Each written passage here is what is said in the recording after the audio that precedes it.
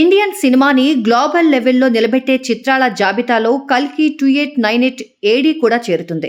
Indian screen పై never before visual treat అందిస్తోన్న కల్కి గురించి సినీ ప్రముఖుల నుంచి ప్రశంసల జల్లు కురుస్తోంది. ఈ లిస్టులో మెగాస్టార్ చిరంజీవి, దర్శక ధీరుడు రాజమౌళి కూడా ఉన్నారు. వైజయంతి సంస్థతో మెగా ఫ్యామిలీకి ప్రత్యేకమైన అనుబంధం ఉంది.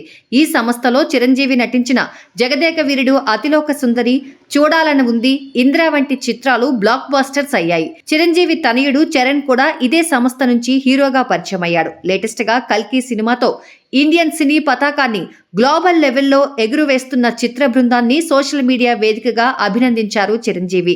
కల్కి 2898 ఏడీ గురించి అద్భుతమైన రిపోర్ట్లు వినిపిస్తున్నాయి. ఈ సందర్భంగా చిత్ర బృందంతో పాటు తన ఫేవరెట్ ప్రొడ్యూసర్ అశ్విని దత్ కి శుభాకాంక్షలు తెలిపారు చిరంజీవి.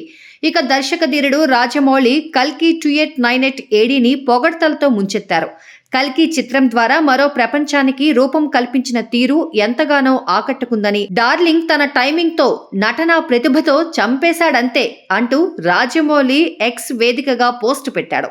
అలాగే అమితాబ్, కమల్, దీపిక గొప్పగా నటించారని, ఈ సినిమాలో చివరి 30 నిమిషాలైతే తనను పూర్తిగా మరో ప్రపంచంలోకి తీసుకెళ్లింది అంటూ తన పోస్టులో వివరించాడు రాజమౌళి.